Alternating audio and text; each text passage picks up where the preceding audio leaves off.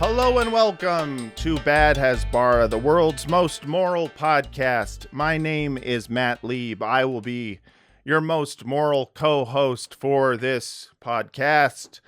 Thank you all for listening to this podcast on Spotify and on Apple and on wherever you get your podcasts.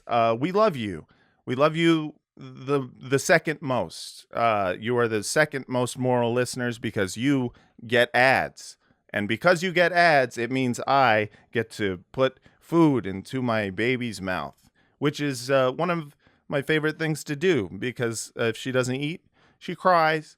So if you're watching this podcast on YouTube, thank you for doing so. We love you. Keep doing so. But just know that it's like mostly demonetized. And that if you want to listen, you don't have to see our faces. Come on.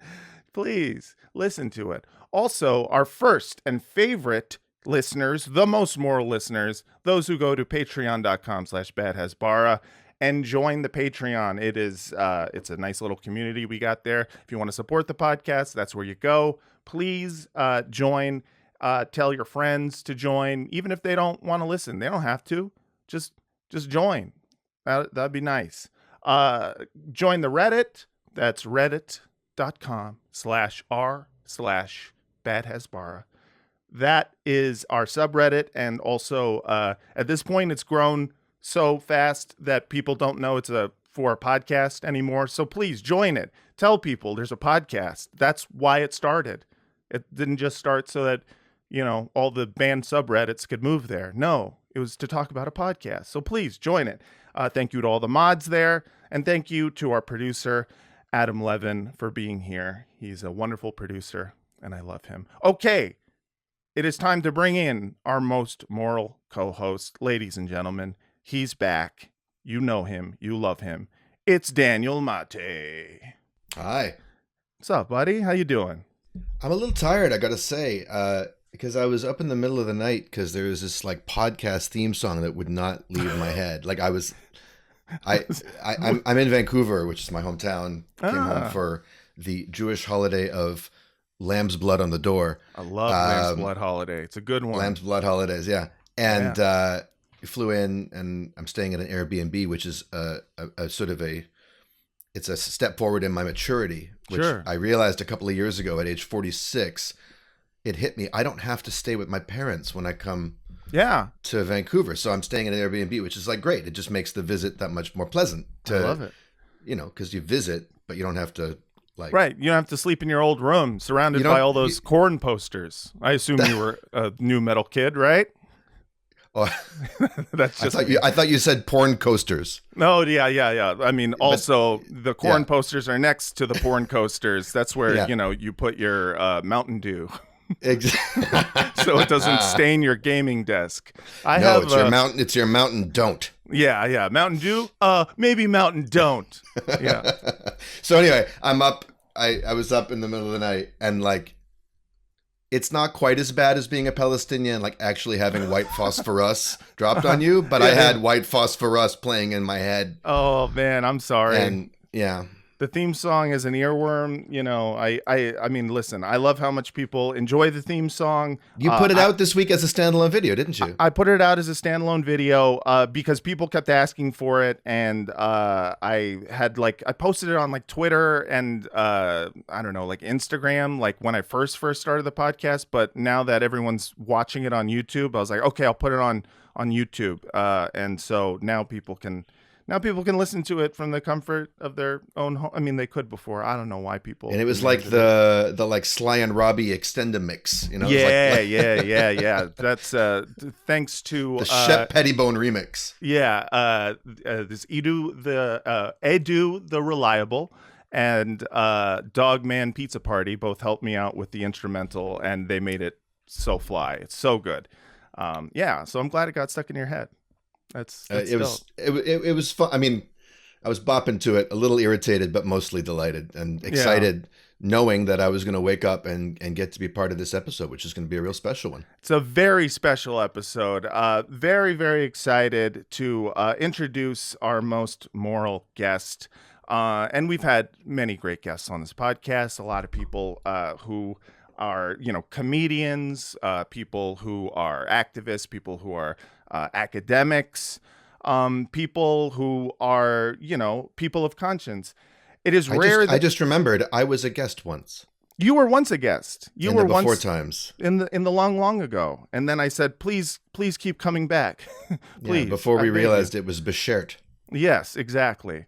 And yeah, so we've had lots of different types of guests, but it's rare that we have one that is all of them mixed in one. Comedian, a accidental activist, definitely not someone who on purpose became one, and someone who is a person of conscience, and someone who is hilarious and smart as hell. Ladies and gentlemen, everyone else. And he's good with his hands. Yes, very good with his hands. It is Bassem Youssef. Hey! Woo!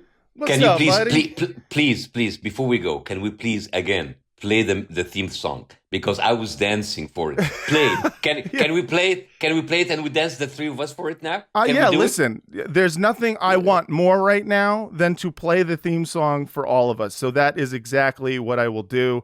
Just no, listen, do it. I'm doing it. We're gonna have to, the people listening on the podcast apps are just gonna have to imagine us grooving.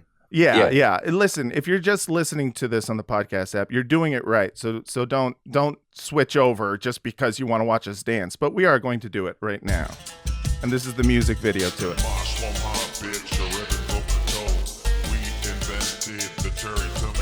Yeah. USB drives and the Iron Dome. Israeli salad, Uzi, Stenson, Jaffa's orange crow. Microchips us. iPhone cameras us. Taco salads us. Us. Olive Garden us. White phosphor us. Sabra Hamas. Hasbara sus. Yeah. Here's the boy.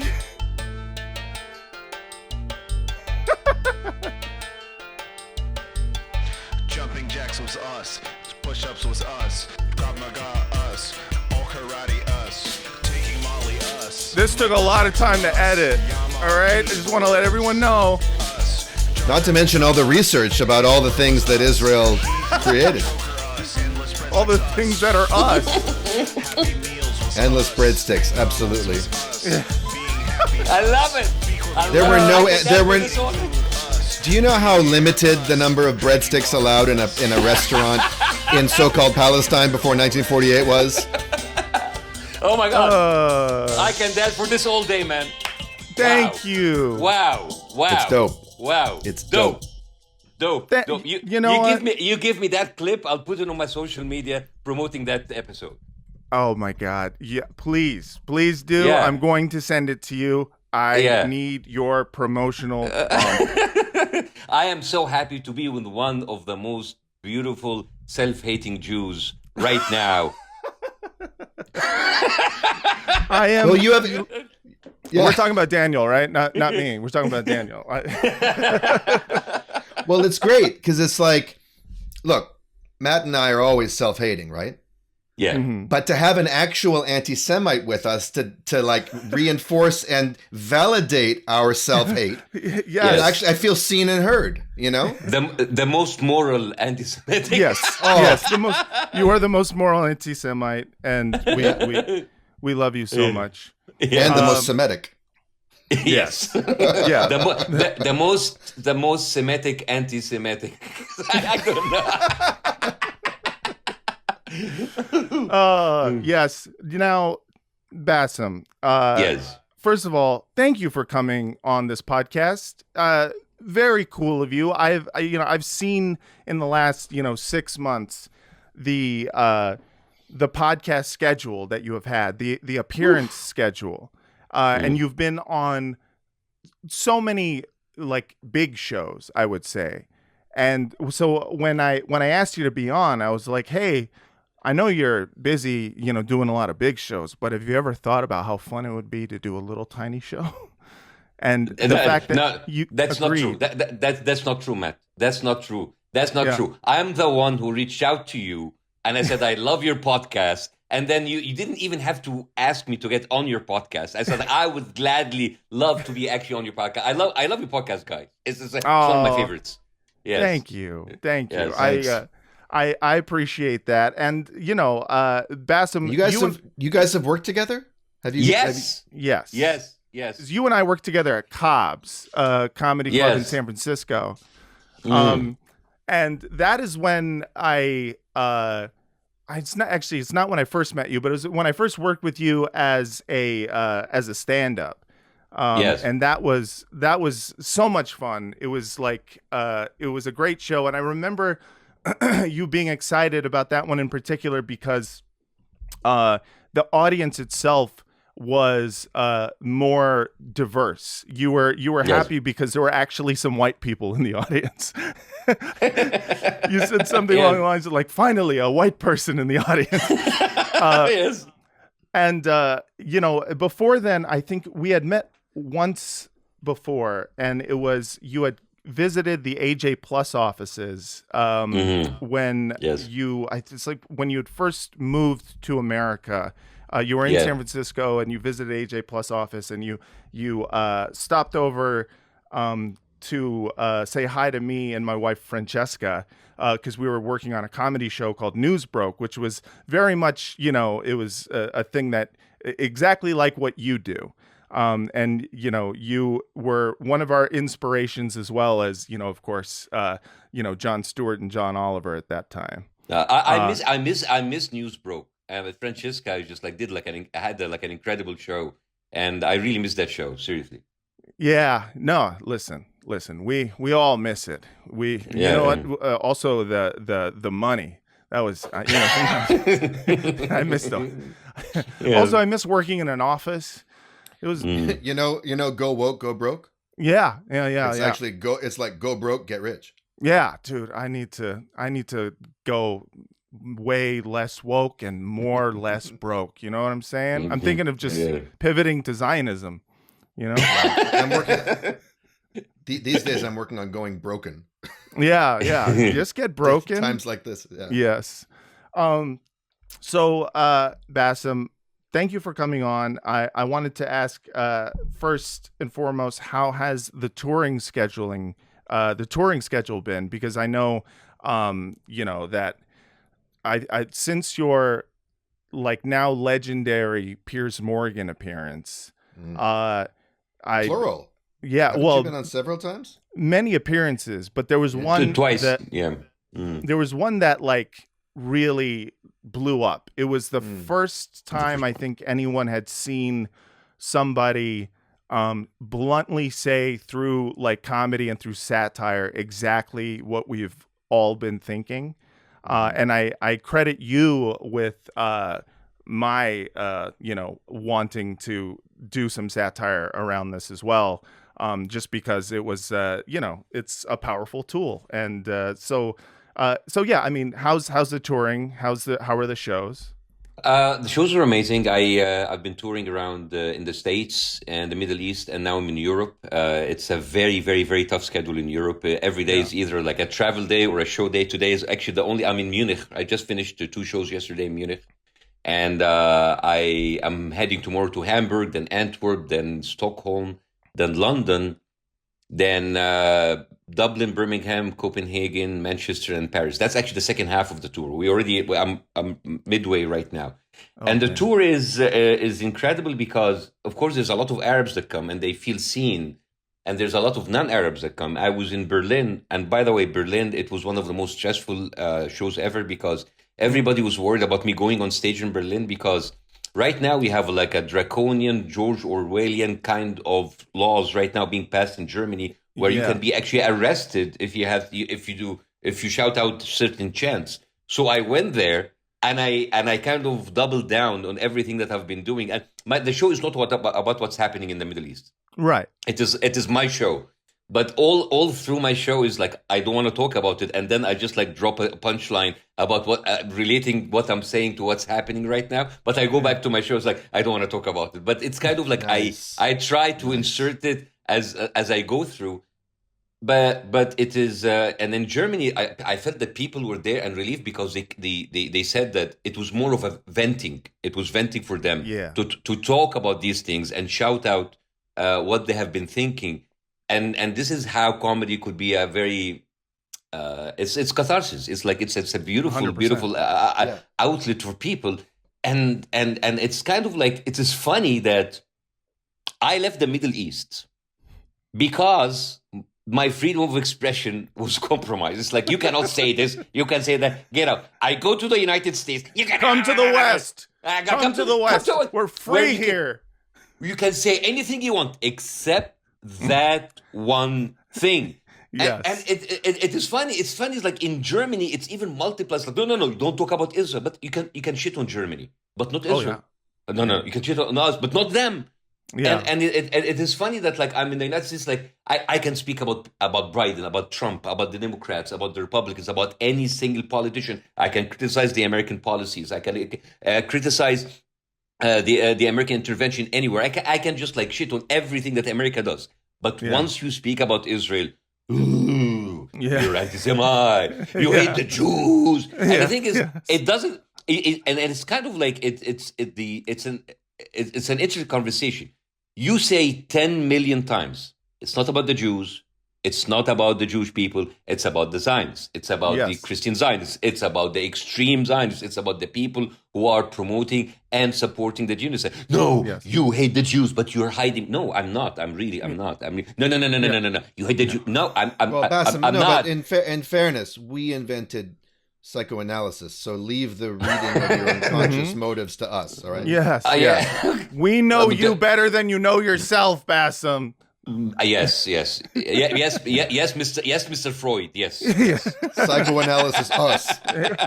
Psychoanalysis us. Fucking our own mother's us. Penis envy us. Gaslighting us. I wanted to say, Bassem, that I guess this is just more of a comment from someone outside of comedy, but when you talk about, that's such a brilliant setup. You go to Germany, you know there's these restrictions. I mean, God damn it, if Yanis Varoufakis is banned, what are they going to do to you? You know, they're banned. He's banned to be on Zoom.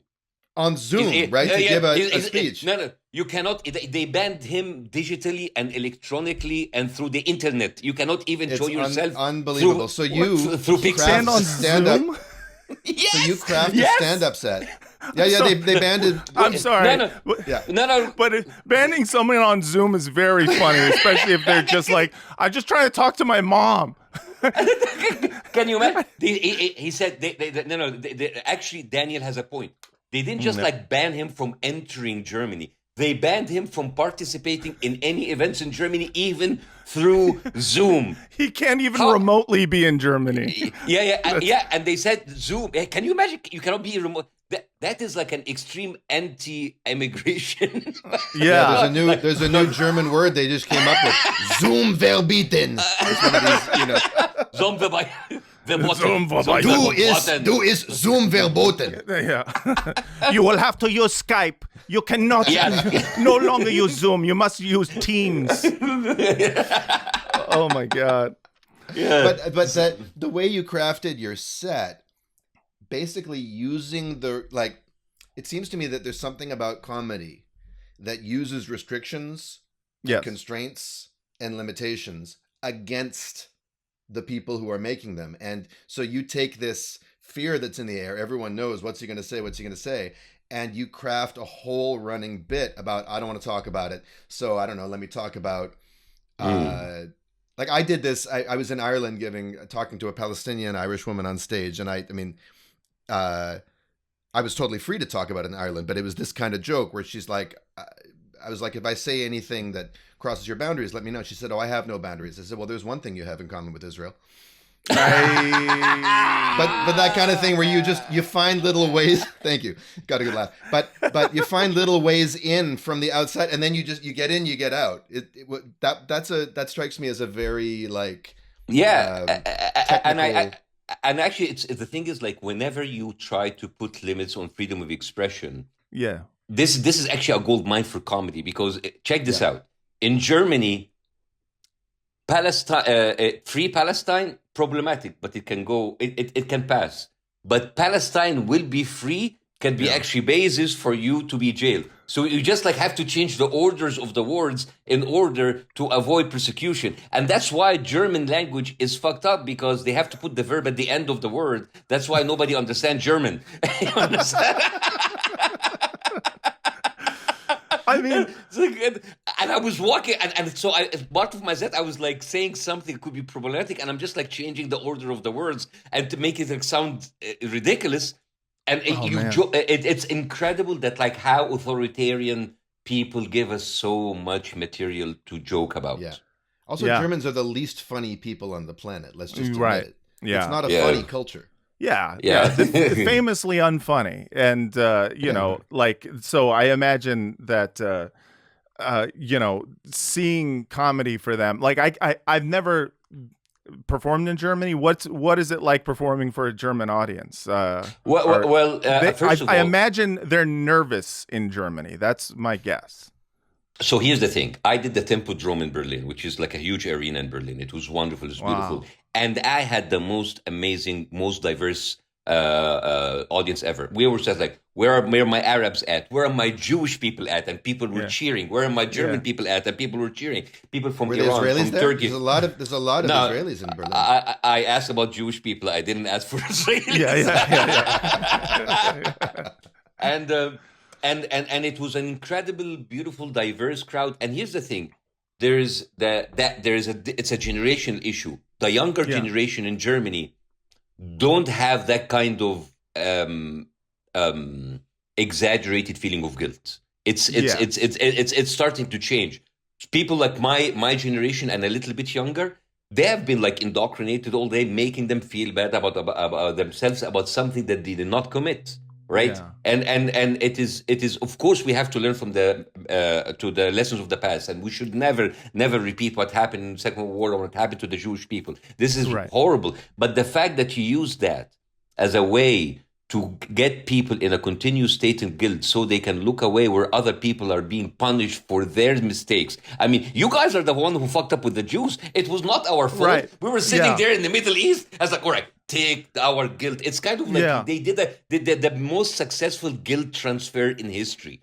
Yeah. Well, then there were, and actually, here's a little Yiddish pun. It was also quite a gelt transfer as well. Yeah. Gelt. You know gelt as in money. Yeah. But it's ridiculous. It's so over the top. All they need to do with these young Germans, don't guilt them. Just be like, okay, look, you didn't do anything. Just go cancel your grandparents, never speak to them again, and then you'll be good. Yes, exactly. Just cut off all family ties, and then we'll forgive you. Which is something young people do anyways. Right, yeah. That's already what we're about. I'm just waiting for my 18-month-old child to go on social media and cancel me, you know? It just, it's at this point, it's a rite of passage for all parents. Yes. But yeah, it is interesting because, like, you know, what you guys are talking about in terms of like authoritarians setting up these like boundaries for you know, acceptable speech, what you can and can't say, and the way that that is usually the gold mine for comics, because a comic plays with those boundaries. That's like the whole thing, and sometimes, you know, they can overstep, and society will be like, you know, this is that joke you just did was actually racist, as opposed to trying to critique it. Sometimes they miss the mark and it's just weak and it comes off. But the point is that line being there usually is something that comics love to play with. I would say the difference now is I've never seen so much silence from the most like, yeah, I said it type comedians, you know, like leather jacket smoking comedians who are like, I don't give a shit. I'll say what everyone, you know, doesn't want me to say, but they won't say anything about Israel. It's like, or like Ricky Gervais. Oh, did I offend you? Yeah. Oh, me? Are you triggered? Oh, yeah. Oh, are you sad now because I've said words? Well, I don't care because I'm a rebel. And then it's like, say something about Israel. No. Yeah, it's funny that don't care. Yeah. Their courage stops at like short when it comes to Israel, and the thing is, Israel is giving us so much material. The I fact know. that they have been bragging for years that we are the only military in the world that warns civilians before bombing them. Oh my God! I know. Don't Isn't that say nice? that. And the thing Yes. is, the whole idea about the most moral armies, and you know, like part of their propaganda is like we are the most vegan army in the world. They're like the Oh, I vegan didn't army. know that. Yeah. They- Oh yeah. they're the most vegan army, too? Vegan in the world. Yes, they are a very environmentalist when it comes to killing. So you know they use like recyclable body Technically, bags. cannibalism Wait. doesn't count against veganism, so it's fine. Yeah, they use like recyclable body bags. They like I love that. They're the most moral killers in the world. The most vegan. Yeah. yeah. They have like renewable bullets and. I love that. God bless them. Biodegradable missiles. Yeah. Biodegradable missiles. It's just this whole idea about like showing, and the thing is, they even lie about the whole idea about warning, because in the last 6 months there have been documented cases about them giving safe passages to civilians and bombing it. It's like, go there, we're not gonna bomb, and they bomb it. Yeah. And Yeah. then it's like, oh, sorry. Yeah. There was Yeah. Oops. there was a shadow of Hamas. Yeah. On this conveyor. I've actually heard they're pioneering a new initiative with the JNF, the Jewish National Fund, which is where, as Jewish children, we used to collect, charity money at our synagogues, and they would plant trees in honor of North American Jews who would never visit Israel, on Palestinian land. So basically, there's like a missile that lands, and it carries like seeds. Oh, I love Oh. it. And then it creates a whole lot of organic compost, Yeah. from its victims, and then the seeds implant, and a Jewish forest grows Yeah. I on the love site it. of the massacre. It's We are making the desert boom. I mean bloom. Sorry. making the desert boom. Yeah, the gaslighting. I want to tell you something that happened to me in the past few weeks. One Yes, of the please. things that I did, especially in the second interview with Piers Morgan, I talked about like how the Israeli government, they don't care about the Jewish people, don't even care about their own Jewish citizens. And I mentioned a very famous story that was published by the New York Times about how they have kidnapped Yemeni children from their Yemeni Jewish parents in a transition camp in 1950, and they took it away from them and they gave it to white Ashkenazi Jews. And the same thing like Canada did with the Native Americans. And I talk about, and this is documented. And I talk about another story about them deliberately sterilizing Jewish Ethiopian mothers, women. And the thing is, Netanyahu, when he was in 2012, he admitted and he apologized, right? So these are like two facts. And you look on their Hasbara accounts on X, and they're like, he's spreading lies about sterilizing Ethiopia. You guys admitted. You guys admitted it. Yeah. They are caught on record admitting it, and then they lie about it. And this is how they if you notice how they attack you, they always say you're lying. They never say what you lied about. Right. They never get a counter proof to prove you're lying. Oh, he's lying. He's dishonest. He just hates Jews, right? And this is the way to shut a conversation. Anti-Semite. The same way that I don't like, if you want to discuss, for example, an extreme form of thought in Islamic world, I'm not going to shut you down every time I call you an Islamophobe, because that's counterproductive. Right. You cannot just you're racist, you're anti-Semite, you're Islamophobe. That's why you don't have a conversation anymore. You just blackmail people into fear. Right. Yeah. Some of them don't even bother to call you a liar. They'll just, it's almost as if they're admitting, okay, what if it is true? You're a racist for saying that truth. Like a lot of the times they won't even try to counter it. It's as if by speaking it, you're revealing that you're in bad faith. But they're also acting as if they should just be inoculated from accountability. People use the term DARVO, which is this acronym for a bunch of narcissistic tactics, and I've never seen it this bald-faced.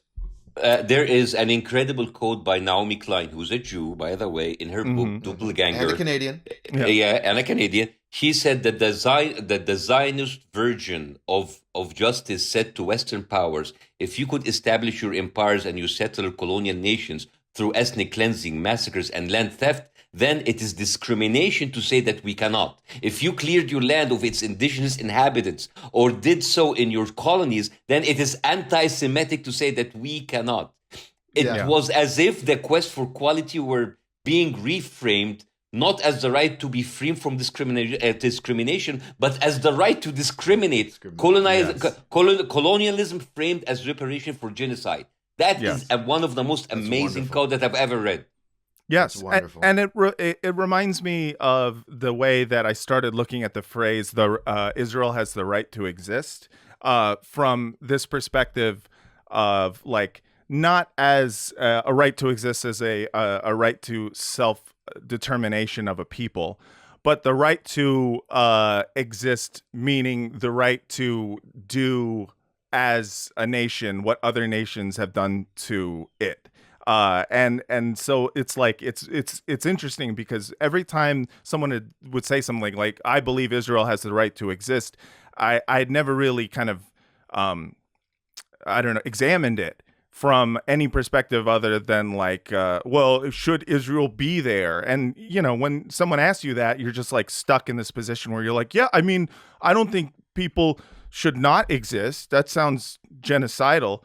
But then you realize like what the definition of existence is, and it seems to be, at least in the Zionist mind frame, existence is to basically maim and kill and murder and do as a government does to people and as Western governments have done to indigenous peoples since the invention of Western civilization. The earliest Zionists understood that ethnic cleansing was an existential necessity for the project they wanted. Yes. Not the cultural Zionists who were like, oh, Jewish homeland, let's increase our numbers but live in harmony with the Palestinians, let's whatever. But no, the European Zionists were 100% clear that it's actually if we're going to exist in the form that we're insisting that we exist. Yes. I think it's really about the right to insist. Yeah. Yes. On continuing, you know. Yeah. I actually tweeted something where I said, fine. You have the right to exist. What do you have a reason to exist? Right. Yeah. And not only that, but also like when you kind of examine or interrogate the right part of it, it's almost like they're saying, like, we have earned the right to do this. Don't you believe that the Jewish people, through their history of being oppressed, have earned the right to do a little bit of genocide? Just a little, as a treat. just a tiny bit. No. Forgetting good grades. Forget good grades, you get ice cream cone and you get genocide. Why does Gedon Levy, he's like a famous Israeli reporter. He writes in Haaretz, and he said that there are the three pillars of the Zionist mind is as follows. Number one, we are the God-chosen people, so we can do whatever the hell we want. Mm-hmm. Number two, we might be the occupiers, but we are also the victim. And we're not just the victim, we are the only victim around. And number three, through systemic dehumanization of Palestinians, they cannot see them as humans. And because of that, we can do whatever the hell we want. And having these three, and having the Holocaust as an excuse to do whatever the hell they want. It's like, actually, what's her name? Golda Meir said that, like, after the Holocaust, we have the free reign to do whatever the hell we want, and nobody can talk about, and nobody can actually talk about. Yes. It's crazy. So the whole idea of like Israeli and Zionist exceptionalism, and it's fine if you are like delusional. It's fine if you have this kind of delusion about yourself. But the problem is you have people who are neither Jewish, neither Israeli, who are supporting that. It drives me crazy when the Christian Zionists say like God-chosen people. It's like, all right, what about you? Like, don't you feel left out that you are unchosen? Like, if you think that they are the God-chosen people, why don't you join this? Why are you still a Christian? Why don't you join Judaism? If this is the God-chosen people, why are you staying a Christian? They have a master plan. Evangelicals. God chose us to go there and kind of how would you phrase it? And be destroyed for them. That's right. Exactly. To die. This is the this is the oxymoron. Like this choosing is your goats for who's going to get slaughtered. Exactly. It's basically they're chosen to be sacrifice on the altar of the second rapture. And this is the crazy thing about and I'm not talking about that fringe group in the United States. These are people in government. These are people Yes. that are in the military. They are. Yes. I talk about this endlessly, about this documentary called "Praying for Armageddon." Incredible documentary where Yes.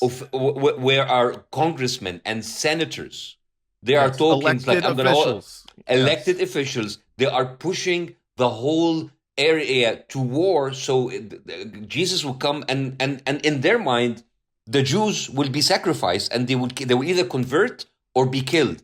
Yes. And the extreme form of that in Judaism said, when the Messiah come, everybody will be slaves for us. You understand? They both want the same thing, but two different outcomes. Right. Yeah. And not only that, but like these Third Temple Zionist extremists and whatnot are not in Israel some, they're just some tiny fringe and they don't matter. More and more, they are being represented in government. And you see the results of that in just like the last 6 months in Gaza, when you see how the general population in Israel responds to what is clearly this mass murder, this ethnic cleansing, this genocide, whatever they want to or don't want to call it. They know it's bad, and they do not care because it's just the societal effect of having this kind of like Armageddon ideology and this this idea of establishing a third temple through the destruction of Al-Aqsa and all this. Like, do you think that's the effect? Because I don't know. Like, my read on Israeli society, and everything I say about Israel is from a distance at this point. I used to, I lived there for 10 months, but even then I was an outsider. Right. But I saw an Israeli journalist. I forget his name.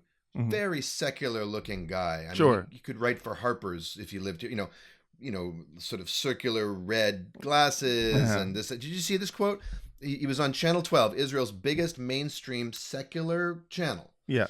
Talking about how the most horrific pictures I've seen this week are of Palestinians returning to the beach in Gaza and just enjoying themselves. Yes. Oh my God, I saw that. Are reopening. And this is horrible. And these people, there should be more rivers of blood. He said rivers of blood in Gaza. Now that's an Old Testament ass sounding phrase. It sounds like it's coming from Passover, which starts tomorrow night when we're recording this. But this guy's from all I can tell, he's not wearing a kippah. He's not wearing talit. He's a secular ass, normal, probably before this, a liberal Israeli.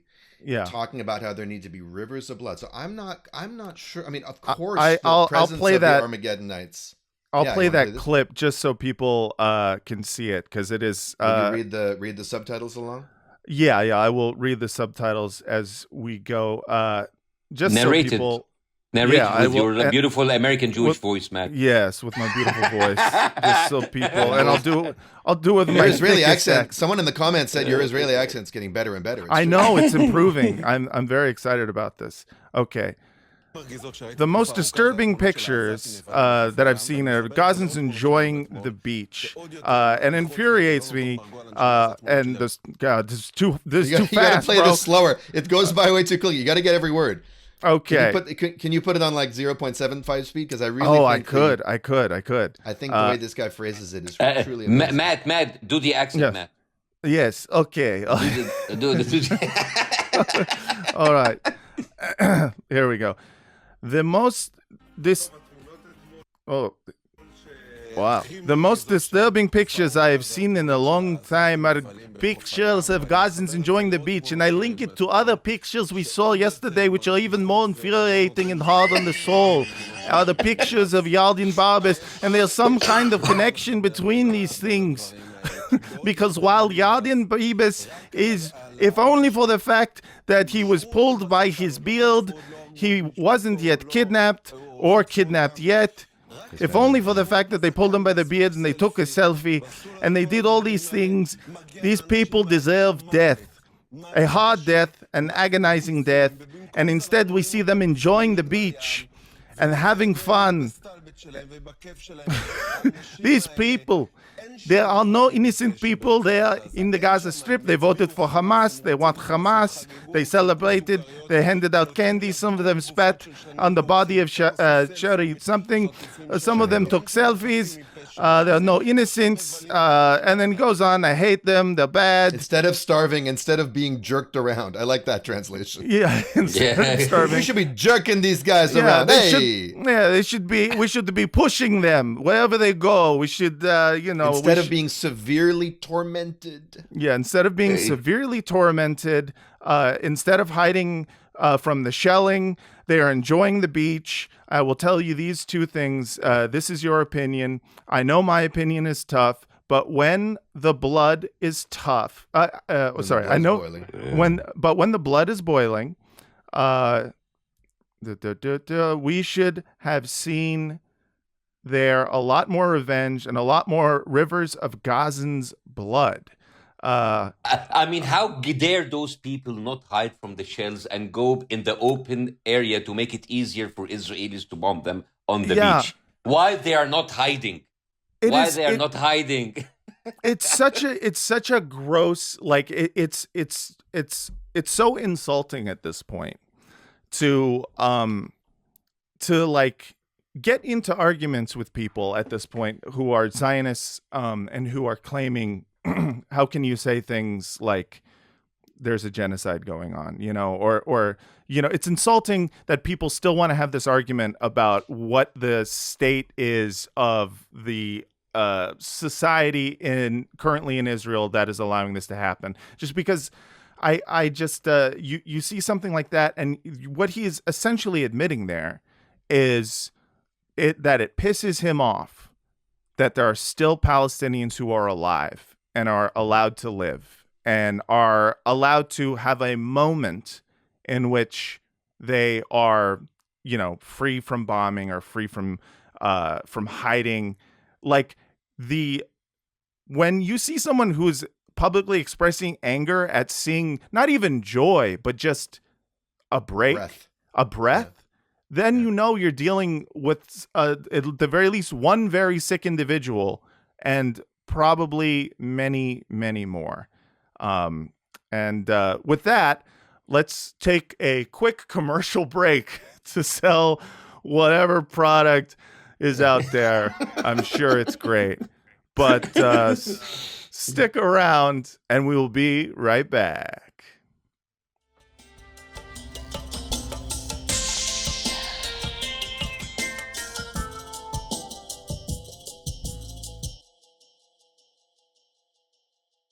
And we're back. Okay, Bassem. Yes. You've been doing a lot of interviews, and I have taken some notes on those interviews because I have some questions for you that I think are important that people have asked you and I want to ask you. So the first one is, what was Israel supposed to do? Oh, my now, God. Before you go on, this is a multiple choice question. A, nothing. B, genocide. You choose. Those are the only options. There's the only I can't option. think of anything else. It's either nothing or genocide. Nothing That's between. right. There's nothing in between. Yeah. By the way, I love these kind of questions. I noticed there's something when you discuss what's happening with Zionists. Whatever happens, they say like, well, I'm sorry that we have to kill a lot of babies, but what else can you do? So it's either killing babies or nothing. I'm sorry that we have to bomb or to decimate a whole region and orphan those kids, but what else can we do? And when they ask you a question and you tell them not this, like, oh, you're just coming in with a problem, we have no solutions. Yes, it is not my problem to give you a solution because of the freaking policies that your government has been doing for 75 years. It's not my problem. It's like you putting someone. It's like, I was on a podcast lately in Trigonometry. And for 20 minutes, he said, like, if you're the prime minister of Israel, it's like, well, if I'm Netanyahu, I'm going to do exactly what he's doing. No. If you're Bassem, it's like, you cannot transplant me in a position of this guy who prime minister says, like, all right, here it is. Deal with it. No.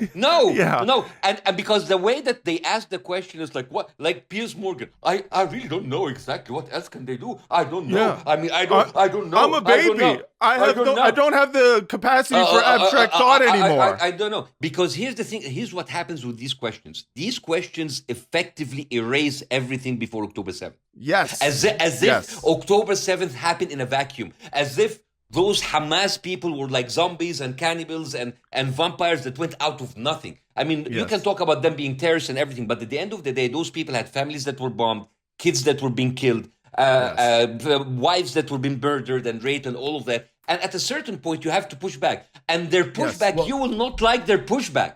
It will be, and because remember when I told you the way that they deal with Palestinians is animals? So they put them behind cages, behind big walls. They calorie count them. They put them under siege. And then you kill them remotely with your little drones and with your little F-16s behind the screens. At a certain point, when that wall is breached, when people go beyond the screen, you will be put face to face against your creation. We will be face to face with the Frankenstein that you have created all of these years, and you cannot ask them, "Oh God, play it nice." No, the whole thing. What happened? What happened October 7th? 1,129 Israelis were killed. 735 of them were civilians, and 373 of them were police and military, right? Yes, right. And of course, all of the allegation of the rape, and I sent you a screenshot of one of their accounts, and of the decapitated babies. It didn't happen, and they wanted to do that in order to create an effect. And if you just question that from a journalistic integrity point, where like can I have an evidence? No, you cannot say that. So what happens? The kidnapping, the hostages. They call Palestinians hostages. The Israeli hostages. Why can't we call the Palestinians who are in Israeli prisons hostages? There are 5,000 Palestinian hostages. Yeah. No, they're not hostages because they were arrested for a whatever made-up reason the IDF decided to arrest them under administrative they're also not detention. hostages because the IDF doesn't want anything in return. I Right. mean, they're just not going to let them go. There's no bargaining. And by the way, you remember when Hamas did that on October 7th, again, not defending Hamas, they said, like, our demands is to have a swap. Release our prisoners and we release yours. All right? Yes. And so, again, I'm not saying what happened October 7th. Like, I believe that any attack on civilians is terrorist. But sometimes if what do you call if that terrorism was a retaliation for your daily terrorism for days and years and months on end? You know, at a certain point, what can you do? You sit around doing nothing. People come into your house and take it away from you. That's in the West Bank. They take your land. They take down your trees. They take away your house. They kill your children. You throw rocks. They break your limbs as a child. You take up weapon. They call you a terrorist. What can you do? At a certain point, what can you do? You march peacefully on the wall. Right. And they kill you. And they hold sniper contests about how many Palestinian knees and ankles they can take. Yeah, out. they will turn you into amputees. They target already amputees. There was a human rights report that actually established that, like, because Israel claimed every single one of our bullets found its target. We were precise. Yes. See, this is the thing they want. They want to say we're precision. We are absolute, okay, but then let's look at what the bullets hit. Right. And so to your point, it's exactly right, Bassem. And that leads back to the question that they will not ask, which is what were the Palestinians supposed to do? Right. Yeah, what was Gaza supposed to do?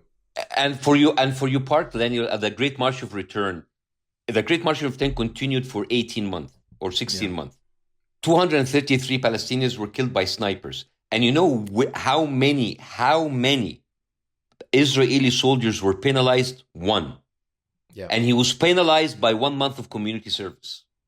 Yeah. All right? And this whole thing about like genocide, there is no genocide because there is not a top to bottom orders to kill. No, when you create an atmosphere where if you kill a Palestinian, you get 1 month of community service. When you deliberately injure little kids and shoot them, they are fined between $25 and $35.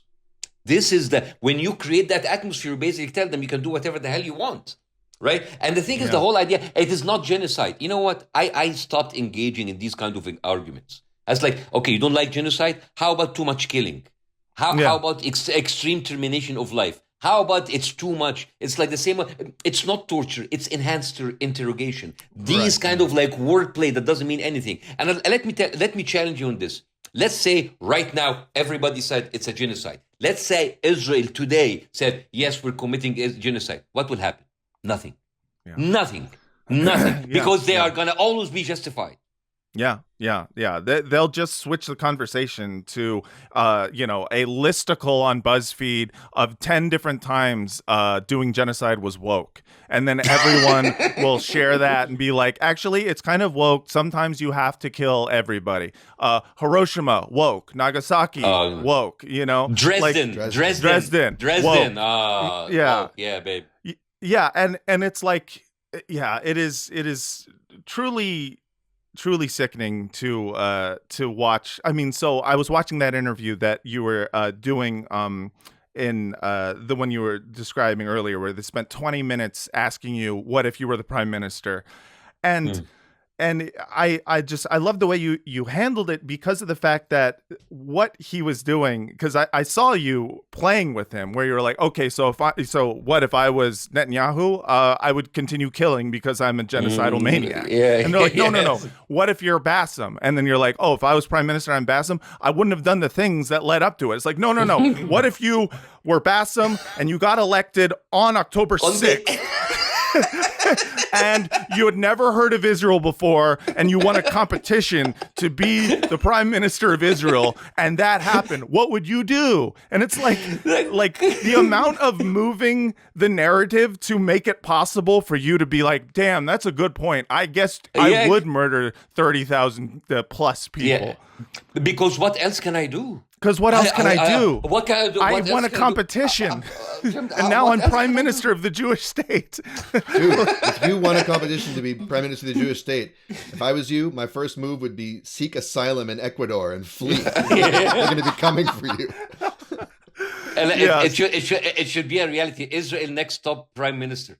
Yeah, dude, that would be, honestly, I feel like the results would be better, just let anybody. But yeah, it's so bad faith, because it leads everyone to the same conclusion, which is that like, this is okay if you don't consider any kind of historical context to anything. I need you to erase the past, and I need you to erase the present. I need you to only think about this one day in history. You remember what our buddy Elon Levy said very R.I.P. to that. R.I.P. his career. He's still alive. But he's working from home. That's true. Yes. Yeah. He can zoom into Germany whenever he wants. That's exactly right. Yeah, he's lying from home. He's lying from home. That's right.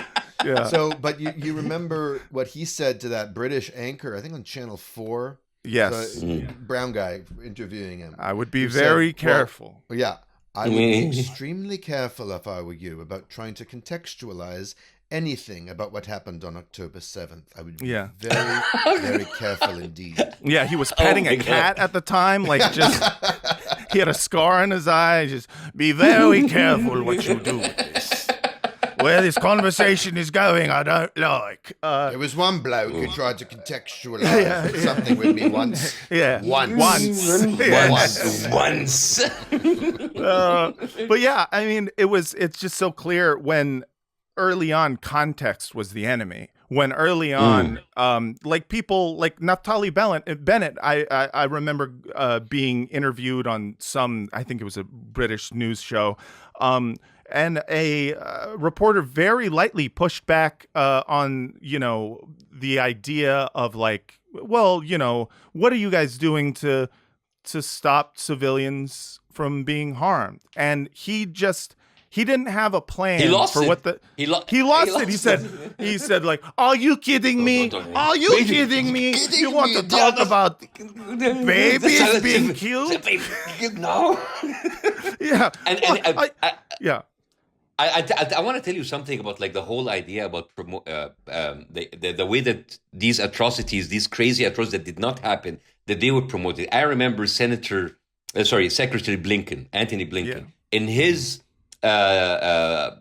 when he testified in front of Congress. Do you remember the story he told? I don't. There was go on. So there's this.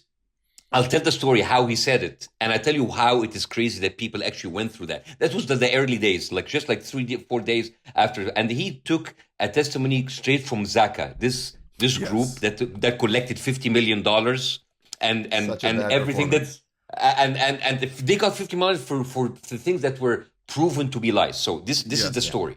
It said like a group of militants went into one of the houses.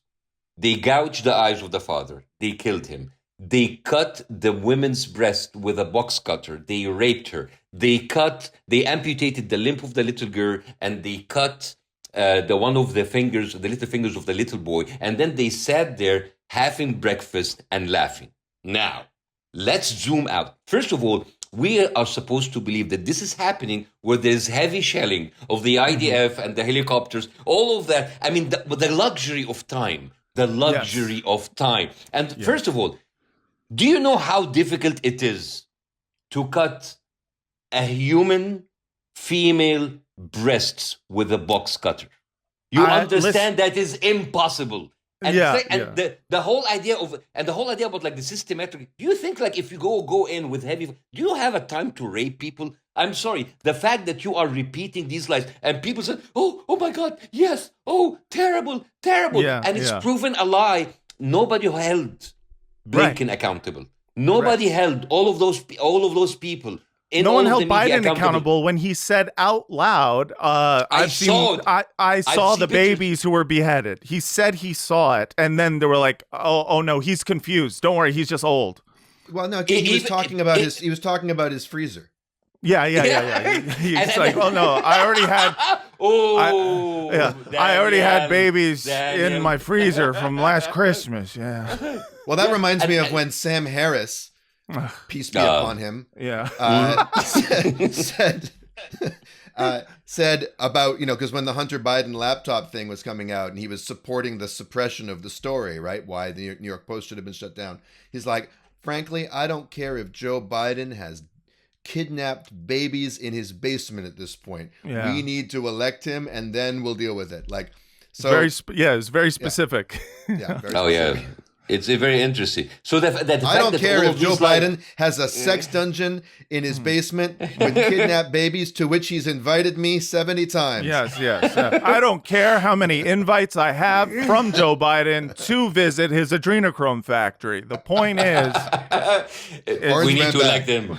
Yes, but the thing is, like, all of these stories were refuted, and even the Israeli media, including Channel 12, by the way, and her artists, and Time said these things didn't happen. Even the Israeli paper that was submitted to International Court of Justice did not include decapitated babies, did not include the rape, and yet people are going on, people being raped, their babies had decapitated, none, and they're still repeating it, and this is the way that you change history. And since you talk about Bad Hasbara, I have a theory. The way that they are repeating the stories and repeating the lies over and over and over again, I think what they do is people go in and they engage with these accounts, and suddenly your timeline is full of these lies. And then that becomes the truth. Yes. That becomes the truth. Yeah. Right? Yeah, very clearly. And I think it's clear what was being waged since October 7th, in not just in like the social media, but in 24-hour news networks in the West, and also like government spokespeople's offices, was an information war that was supposed to reach a critical mass of how much bad that Hamas did on this day.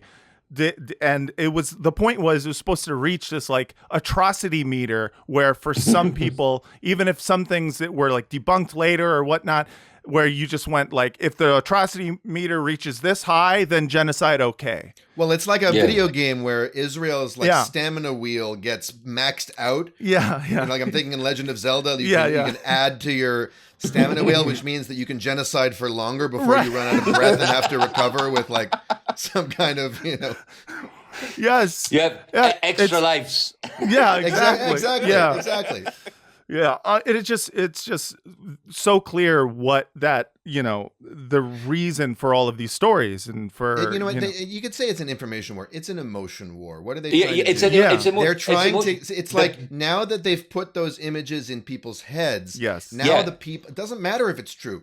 Now I can't stop thinking about those soccer balls made of human breasts. Now I can't think of anything but these beheaded babies, and I'm going to blame Hamas for the thing I can't get out of my head, and who gives a fuck whether it happened or not, and who gives a fuck who made it up or put it in my head in the first place. And this is what happens when you tell them, no, there was no decapitation. There was only one baby, Mila Cohen, that was killed 10 months ago.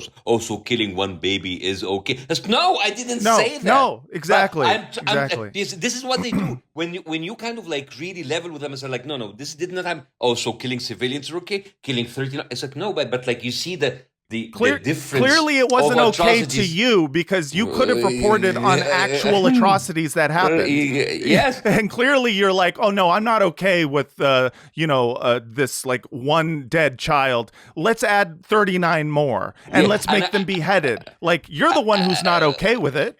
And I sent you a screenshot from the Israel war room about like how they were already propagating the rape thing from on October 7th, even before any. You see, that one. That day one. of October 7th.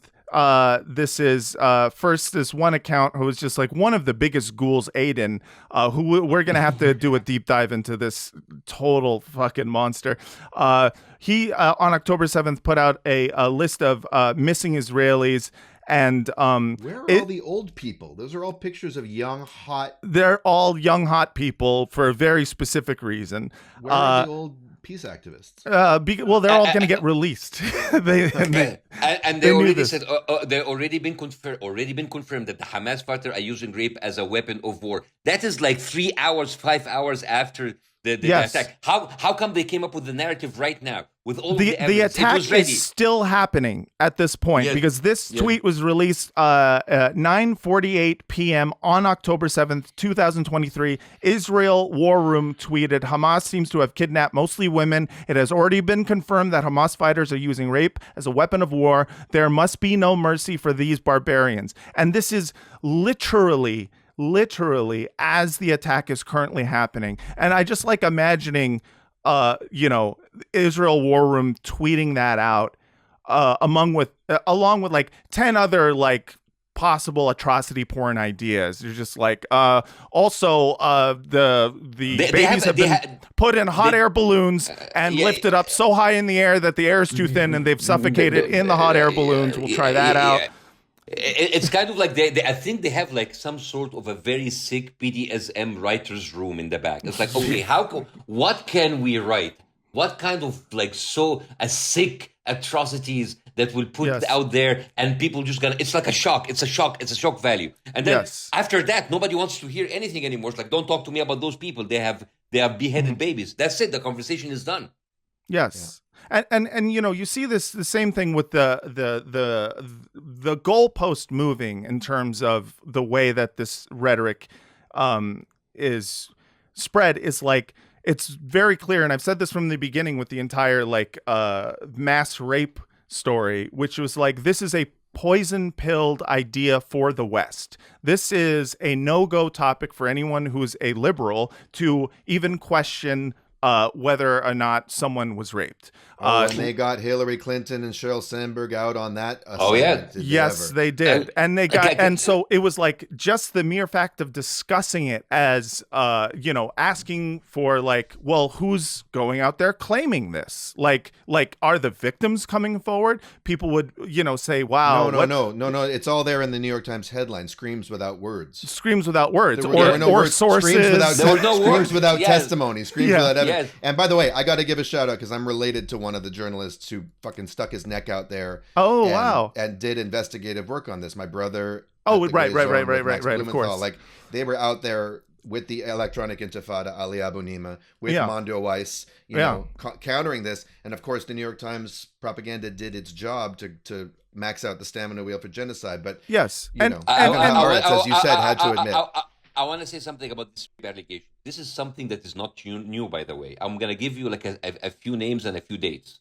Mm-hmm. The Wilmington Massacre, North Carolina, 1898. The Atlanta Race Massacre, 1906. The Forsyth Massacre in Georgia, 1912. The Tulsa Race Massacre, 1921. Yes. The Perry Massacre, 22 in Florida. The Rosewood Massacre, Florida, 1923. The Scottsboro Boys, 1931 in Alabama. All of these started by allegations of a black man or black men harassing or sexually assaulting or raping a white woman, Yes. that led to the decimation and attack and burning down of whole neighborhood of black people, because it started like that. The gendered accusation that has been a weapon that's been used forever, and we should go back to history and learn from this, because it's the same game over and over again. Yes. Gendered absolutely. and racialized. Yeah, I've said, I don't know if I said it on this podcast, Matt, but they really overshot the runway with this one. I mean, they could have just taken the Emmett Till case and just accused about 600 Hamas fighters of whistling at Israeli women, Right? And then they would have had the same cover for Who can prove genocide? The whistle? Who can Exactly. prove that they winked salaciously in that that way that those swarthy people do. Yeah, and when I talk about the goalpost moving, so recently I think there was finally, after months of people going well, who's actually where's there a victim who's claiming this happened, and they could not produce one, and they kept claiming they're all dead, you heartless monster. Yeah, they're all dead, and because that's corpses don't testify. Yeah, or they're too traumatized. Right. And it was to even ask well, no, but I mean, who are your sources? For the New York Times piece, I mean, you have sources on this reliable? As Todd Flanders said. How dare you ask for sources? Right. How dare so you? When someone, there was a story recently of someone who did come forward, someone who was saying that this happened to them, that it was they were raped by Hamas on October 7th, and so it was an actual person claiming it. And it was seen as some sort of vindication. I'm not questioning whether or not that person is lying, whether or not that person was raped, but that was not the accusation. The accusation wasn't Hamas raped one person. The accusation was rape was used systematically as a weapon of war. Part of the plan. It was the whole part of the plan. Was she claiming that she was raped in captivity, though? I don't remember the specifics. I will remind you of something. One of the things in the early days of war, they produced documents where there is Arabic translation to Hebrew, basically giving orders to women to take off your clothes, take off your panties. So So first of all, you understand that the Palestinians there, they all speak Hebrew. They don't need to walk around with instruction papers book. Remember Isaac Hello, Herzog? madam. I am going to rape you now. Please remove your undergarments. That would be beseder. and this is similar. Remember Isaac Herzog, the president of Israel, when he came up with a manual how to make your own do your own biological bomb. They were saying there's Hamas fighters were walking around, and we find manual to create a biological bomb while they are raiding the kibbutz. Who does that? Who does that? Do you think that we're fucking stupid? Do you think we're fucking stupid? Yes. It is crazy because it's the amount of times that I've had to, especially watch Isaac Herzog produce a book that was found in a child's bedroom in Gaza that's just 8 ways to make Jew soup. How to turn Jews into fuel. And I'm just a copy of Spike Lee's Mo Better Blues was found on VHS, which has an infamous scene of two Jewish shysters in the music business fleecing a black musician. This is clear blood libel.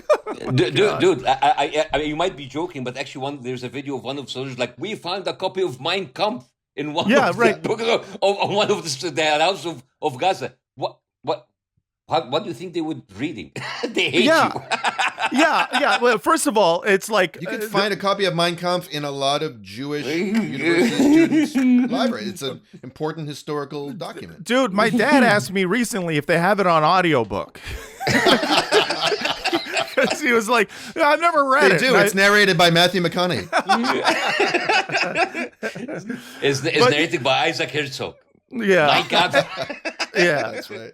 But it's it's just so every time I see this Isaac Herzog pointing out a book or whatever kind of Hasbara, it always feels so stupid that I can't believe they expect us to believe it. And yet they at this point have faced so little pushback from the people that matter to them, which is Western media and Western, government officials, that they will continue making up the most egregious bullshit because no one has ever called them out on it in the West, at the very least. At least in Israel, you have some Israeli journalists who are like actually doing their job, actually, checking in to see what's a lie.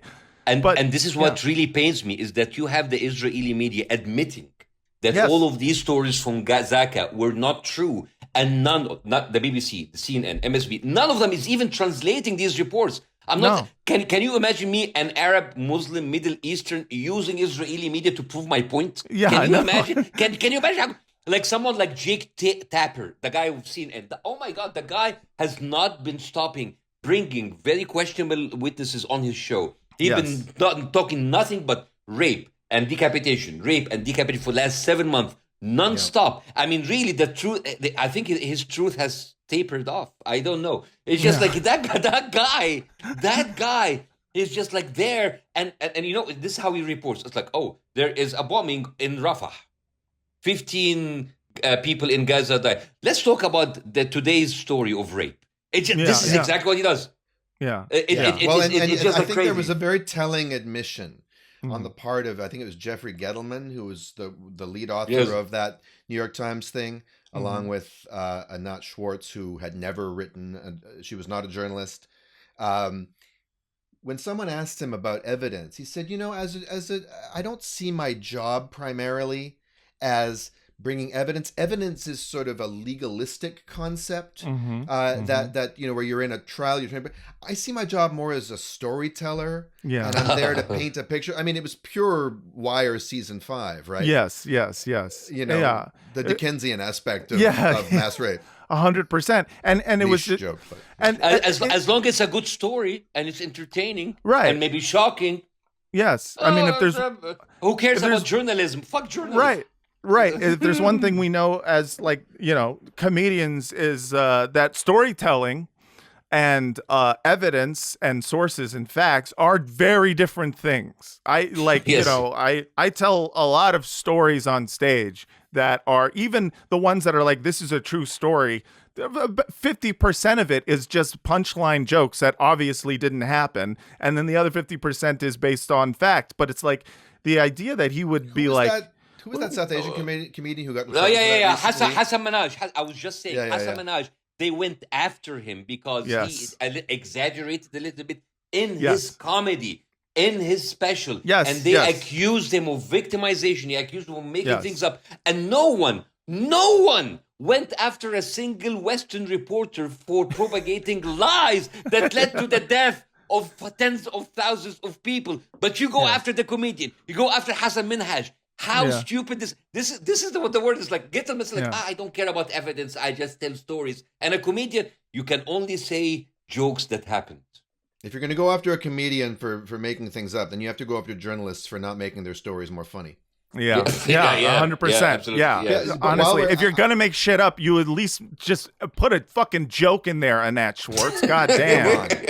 Don't be the joke. Make jokes. Make jokes. Make a fart noise with your mouth or something. I don't know. I don't know. I think like what Matt has said in the beginning, this idea of like all of those fearless comedians, all of the people that like cross the boundaries, who don't care. The whole idea about comedy is punching up, talking to the people who are in power and they don't care. Right now, the people in power, they are gaslighting you, they're lying to you, they're doing atrocities in your name, they're using your tax money to do that, and nobody is talking about it. Comedians are talking all kinds of things about cancel culture. How come I can say anything you want? You cannot cancel me. And this is the biggest test for cancel culture. Because people are literally, I've been canceled. I've got, by the way, I used to have like a little bit of like, auditions here and there. That thing dried up. Nothing is, nobody's talking to me. Fuck them. I don't care. There's like, there are comedians, there are actors, there are journalists that have lost their job being canceled because they talked against the policy of a foreign government. And no one of those like spineless comedians who are just like making themselves like look too big or huge or whatever, and then they don't care about that. So I think this is like a very telling moment about really who have balls. Yeah. And I guess to round out that conversation with, about like comedians and the consequences that I think a lot of people have faced, especially in Hollywood, with like being outspoken about what's going on, especially early on when it was so, like it was such a no-go zone that people were immediately, just story after story, people being fired, losing their agents, losing their jobs, losing their position within an agency, so I imagine early on when this was happening, you talk about losing some opportunities.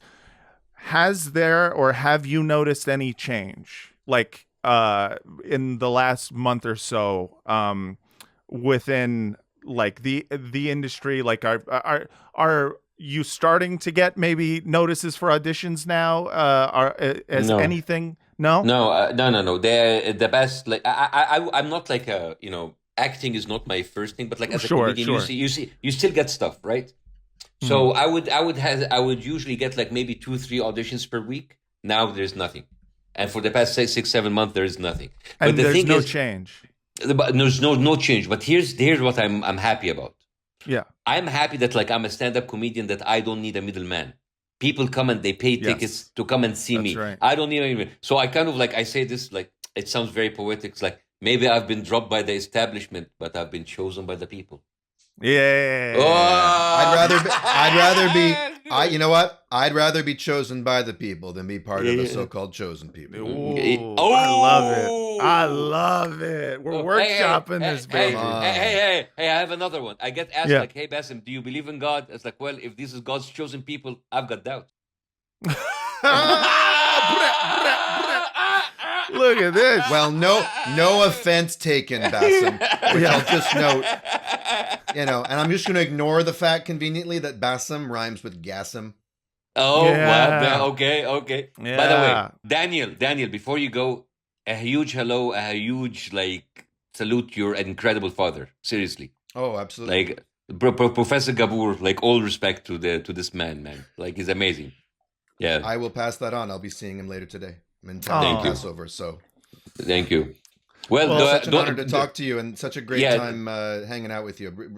Thank you for all your work, and I'm glad to see it's got so much traction these days. And hopefully it's not going to be the last time I'm going to be with you guys on this podcast. I really love your podcast. I'm a huge fan. And dude, let's have these little cuts and snips and let's put them social. Yeah, cuts absolutely. Excuse me. Are we talking I don't about know what the circumcision policies where you are, but that's triggering with a couple of Jewish boys. You Cuts cannot and snips. cut any more off. It's already too tight. Okay. You're wearing me down to the nub here. I got no one to give. Happy Passover, and don't sacrifice any of the red heifers. Yeah, no red heifers were harmed in the making of this podcast. Bassem, thank you so much for coming on. And thank you, guys. Yes, please come back anytime. We would love to have you. When you're in LA, you can come visit the home studio, and you can come visit our baby. Because I would love to come. Say hello to Francesca. So hello to Professor Gabor. And thank you. I love you guys. I love you too. Peace, Bassem. Everyone out there, thank you so much for listening. We love you. And please, patreon.com/Bad Hasbara, badhasbara@gmail.com. And all right, everyone, thanks again for listening. And from the river to the sea. What the hell happened to comedy? Ooh, Got nice. it. Hell yeah. Jumping jacks was us. Push-ups was us. Krav Maga us. All karate us. Taking Molly us.